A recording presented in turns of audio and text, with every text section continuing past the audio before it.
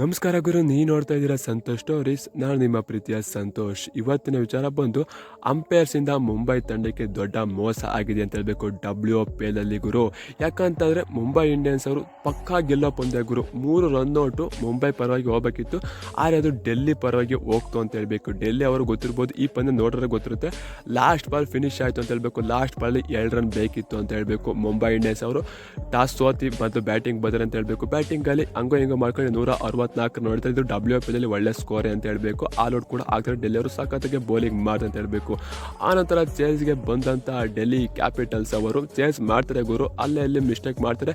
ಅದಕ್ಕಿಂತ ಮುಂಚೆ 2 ರನ್ಔಟ್ಗಳು ಮಿಸ್ ಆಗ್ತಾ ಇದೆ ಅಂತ ಹೇಳಬೇಕು. ನೋಡ್ತಾ ಇದ್ದೀರಲ್ಲ, ಇವೆಲ್ಲ ಮುಂಬೈ ಪರವಾಗಿ ಹೋಗಬೇಕಾದಂಥ ಡಿಸಿಷನ್ ರನ್ಔಟ್ಗಳು ಅಂತ ಹೇಳಬೇಕು. ಆದರೆ ಮಿಸ್ ಆಗಿ ಎಲ್ಲರೂ ಕೂಡ ಡೆಲ್ಲಿಗೆ ಹೋಗುತ್ತೆ ಅಂತ ಹೇಳಬೇಕು. ಅಂಪೈರ್ ಏನು ಮಾಡ್ರು ಅಂತ ಗೊತ್ತಿಲ್ಲ ಗುರು. ಎಲ್ಲ ಕೂಡ ಮುಂಬೈ ಆಪೋಸಿಟ್ ಇತ್ತು ಅಂತ ಹೇಳಬೇಕು, ಎಲ್ಲ ಡೆಲ್ಲಿ ಪರವಾಗಿ ಇತ್ತು ಅಂತ ಹೇಳಬೇಕು. ಯಾಕೋ ಅಂಬಾನಿ ಅವರು ಅಂಪೈರ್ಸ್ ಕೈ ಬಿಸಿ ಮಾಡಿಲ್ಲ ಅಂದ್ಕೊಳ್ತೀವಿ. ಆ ಕಾರಣಕ್ಕೆ ಈ ರೀತಿ ಡಿಸಿಷನ್ ಆಗಿ ಅಂತ ಹೇಳಬೇಕು. ಲಾಸ್ಟ್ ಬಾಲ್ ಫಿನಿಶ್ ಆಯಿತು ಅಂತ ಹೇಳಬೇಕು. 165ಕ್ಕೆ 8 ವಿಕೆಟ್ ಹಾಕೊಂಡ್ರೆ ಡೆಲ್ಲಿ ಕ್ಯಾಪಿಟಲ್ ಅವರು ಗೆದ್ದರು ಅಂತ ಹೇಳಬೇಕು. ಇಲ್ಲ ಅಂತಂದರೆ ಈ ರನ್ಔಟಲ್ಲಿ ಯಾವ್ದಾರ ಒಂದು ರನ್ಔಟು ಕೂಡ ಮುಂಬೈ ಪರವಾಗಿ ಬಂದಿತ್ತು ಅಂತ ಅಂದಿದ್ರೆ ಪಕ್ಕಾ ಖಂಡಿತವಾಗ್ಲೂ ಮುಂಬೈ ತಂಡ ಗೆಲ್ಲರು 100% ಅಂತ ಹೇಳಬೇಕು. ಇದು ಅಂದರೆ ಲಾಸ್ಟ್ ಬಾಲ್ಗಿಂತ ಮುಂಚೆ ಆದಂಥ ರನ್ಔಟ್ ಫೋಟೋ ಇದು. ನೋಡ್ತಾ ಇರ್ಬೋದು, ಅಲ್ಲಿ ಮೋಸ ಆಯಿತು. ಆ ಒಂದು ರನ್ಔಟ್ ಔಟ್ ಆಗಿ ಇಲ್ಲಿಗೆ ಬಳಿತು ಅಂದರೆ ಅವರು 6 ಹೊಡ್ದು ಆದ್ಮೇಲೆ ರನ್ಔಟ್ ಮಿಸ್ ಅಂದ್ರೆ 6 ಕೂಡ ಹೊಡ್ರು ಅಂತ ಹೇಳಬೇಕು. ಇವೆಲ್ಲ ನಾಟ್ ಔಟ್ 3 ನಾಟ್ ಔಟ್ ಬಂತು ಅಂತ ಹೇಳಬೇಕು. ಮುಂಬೈ ಇಂಡಿಯನ್ಸ್ ಅಭಿಮಾನಿಗಳಿಗೆ ಮಾತ್ರ ಈಗ ಎಲ್ಲ ಉರಿದಿರುತ್ತೆ ಅಂತ ಹೇಳಬೇಕು.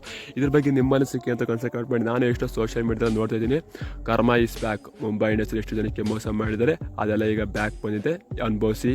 ಈ ರೀತಿ ಮೋಸ ಮಾಡಿದ್ರೆ ಏನಾಗುತ್ತೆ ಹಂಗೆ ಹಿಂಗೆ ಅಂತ ಎಲ್ಲರೂ ಕೂಡ ಮುಂಬೈ ಆಪೋಸಿಟೇ ಇದ್ದಾರೆ ಅಂತ ಹೇಳಬೇಕು. ಇದೇನಾರ ಮುಂಬೈ ತಂಡ ಡೆಲ್ಲಿಗೆ ಮಾಡಿತ್ತು ಅಂತ ಅಂದಿದ್ರೆ ಮಿಸ್ ಆಗಿ ಇವರು ಹೇಳ್ತಾ ಇದ್ದೀನಿ, ಏನಾರ ಮುಂಬೈ ಪರವಾಗಿ ಬಂದಿತ್ತು, ಏನಾರು ರನ್ಔಟ್ ಆಗಿದ್ರು ಕೂಡ ಔಟು ಅಂತ ಡೆಲ್ಲಿ ಪರವಾಗಿ ಬಂದಿತ್ತು ಅಂತ ಅಂದರೆ ಫಿಕ್ಸಿಂಗು ಇದೆಲ್ಲ ಗೊತ್ತು, ಕಾಮನ್ನು. ಅಂಬಾನಿ ಚೆನ್ನಾಗಿ ದುಡ್ಡು ಕೊಟ್ಟಿದ್ದಾರೆ, ಎಷ್ಟು ಕೊಟ್ರಪ್ಪ ಅಷ್ಟು ಕೊಟ್ರಪ್ಪ ಹಂಗೆ ಹಿಂಗೆ ಅಂತ ಎಷ್ಟೋ ತಲೆಗಳು ಉಳ್ಳೋಗವು ಅನ್ನಂಗಿತ್ತು ಅಂತ ಹೇಳಬೇಕು. ಇದರ ಬಗ್ಗೆ ನಿಮ್ಮ ಅನಿಸಿಕೆ ಅಂತ ಕನ್ಸಲ್ಟ್ ಮಾಡಿ. ಮುಂಬೈ ತಂಡಕ್ಕೆ ಮೋಸ ಆಗಿದೆ ಇಲ್ವಾ ಅಂತ. ಸಿಗೋಣ ನೆಕ್ಸ್ಟ್ ವಿಡಿಯೋದಲ್ಲಿ. ಬಾಯ್, ನಮಸ್ಕಾರ. ಜೈ RCB. ಈ ಸಲ ಕಪ್ ನಮ್ಮದೇ ಗುರು, ಯಾವ ತಂಡ ಹೆಂಗಾರೇನು.